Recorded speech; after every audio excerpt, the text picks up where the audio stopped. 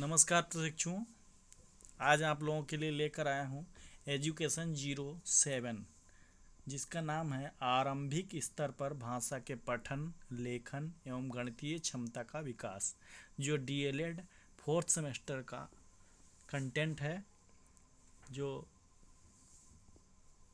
विचारणीय है, परीक्षा आने वाली है। आप लोग ध्यान देंगे कि आपको मूल्यांकन करना है कि इनमें से कितने प्रश्न आपको आते हैं। बस इसी उद्देश्य से ये वीडियो बनाया गया है, जिसमें 30 महत्वपूर्ण प्रश्न हैं जो बहुविकल्पीय, अति लघु उत्तरीय और लघु उत्तरीय मिलाकर है।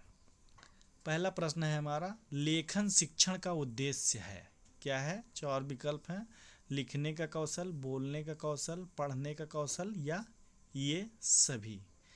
उत्तर मैं नहीं बताऊंगा क्योंकि आप मनोवैज्ञानिक रूप से इसको सीखेंगे, चिंतन करेंगे, खोजेंगे, किताब से देखेंगे या स्मरण मेमोरी में होगा तो आप उसको याद करेंगे, और यदि कंफर्म नहीं होगा तो उसको आप बुक से कंफर्म करेंगे।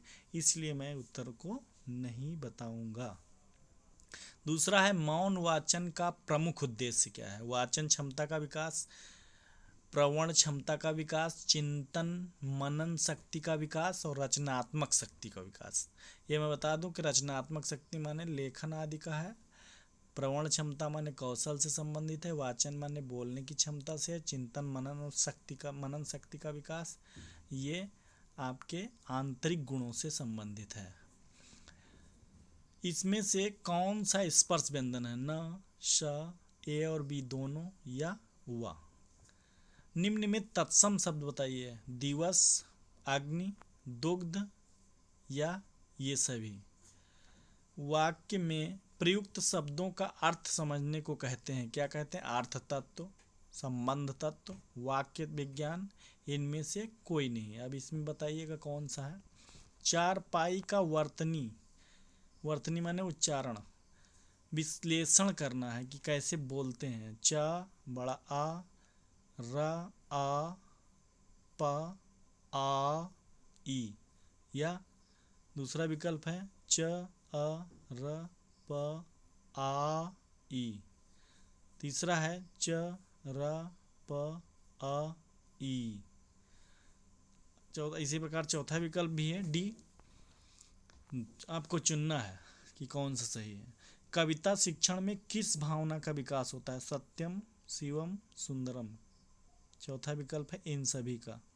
आपको देखना है कौन सा सही है।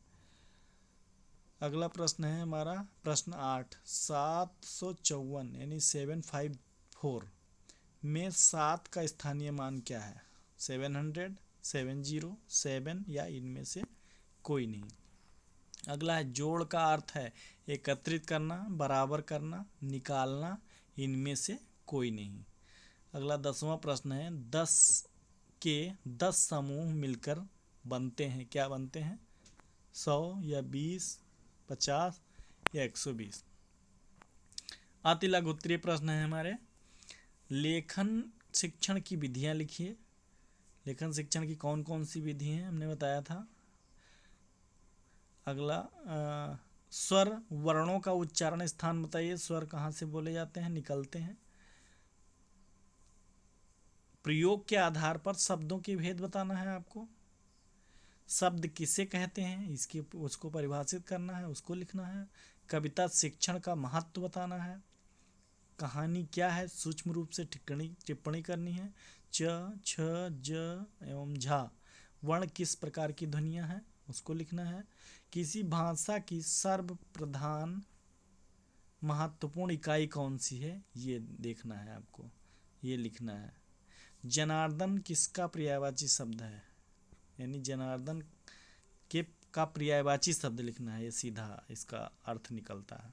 आत्मा के 3 पर्यायवाची शब्द ये लिखना है, ये बहुत महत्वपूर्ण है।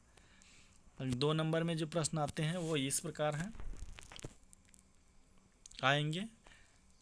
ये किसी में भी आ सकते हैं, एक में भी आ सकता है, 2 में भी आ सकता है। जैसे जोड़ का अर्थ स्पष्ट कीजिए तथा जोड़ की क्रिया को उदाहरण सहित स्पष्ट कीजिए। 22वां प्रश्न है हमारा, संख्याओं की तुलना करना उदाहरण सहित बताइए। 23वां प्रश्न है हमारा कि मोनू ने पहले घंटे में 18 किलोमीटर, दूसरे घंटे में 22 किलोमीटर की दूरी तय की। उनमें उसने 2 घंटे में कुल कितनी, इसको जोड़ कर लिखना है 24। योज्य और योगफल का अर्थ बताइए, ये आपको बताना है। स्थानीय मान एवं अंकित मान को समझाइए तथा शून्य के प्रगुण बताइए। अर्धचंद्राकार या चंद्रबिंदु और चंद्रबिंदु में अंतर स्पष्ट कीजिए। यानी चंद्रबिंदु और अर्धचंद्राकार दोनों में अंतर स्पष्ट करना। अनुस्वार का निषेध से आपका क्या अभिप्राय है? अनुस्वार अनुनासिक जो होता है उसमें दोनों में ध्यान रखना है, अलग अलग हैं, ये ध्यान रखना है। फिर इसका अनुस्वार का जो निषेध से आपका क्या अभिप्राय है, उदाहरण सहित लिखिए। इसमें हमने उदाहरण दिया है, ये शुद्ध व अशुद्ध को ध्यान रखना है कि कैसे लिखते हैं, निषेध कहाँ कहाँ है। 28वां प्रश्न है हमारा, कविता शिक्षण के सोपानों का वर्णन कीजिए। कविता सिखाने के लिए कौन कौन सी सीढ़ियाँ हैं, स्टेप्स हैं, किस रूप से किस क्रम से हमें चलना चाहिए। और व्यंजन ध्वनियों का वर्गीकरण करना है, ठीक, यानी कि जो 5 गुणे 5 यानी 25 व्यंजन है ना आपके, तो उसको आपको वर्गीकृत करना है, वर्गों में बांटना है, ठीक, टा वर्ग, ता वर्ग, का वर्ग, पा वर्ग, इस तरीके से। अशुद्ध उच्चारण के निराकरण के उपाय बताना है, यानी अशुद्ध, इसके 2 प्रश्न बन जाते हैं। अशुद्ध उच्चारण के कारण लिखिए और उसी को बदल देते हैं तो हो जाता है उसका निराकरण, यानी निदान कैसे करें, यानी कि उसको दूर कैसे करें, उपचार उसका कैसे करें। आपके एग्जाम में इसी प्रकार से कुल 50 प्रश्न आएंगे जो सब पूरे पाठ्यक्रम से होंगे। और उसके बाद आपको उनके उत्तर लिखना है, ओके।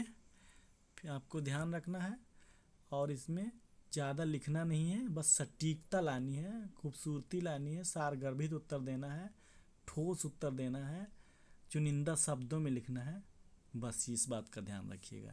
धन्यवाद। और आप मूल्यांकन करके हमें कमेंट बॉक्स में लिखेंगे कि आपने कितने उत्तर सही किए। आपके यदि 30 में से 15 उत्तर सही आते हैं तो आपको 40 अंक मिलेंगे एग्ज़ाम में, ये बात आप ध्यान रखिएगा। Thanks for watching, thanks for subscribe.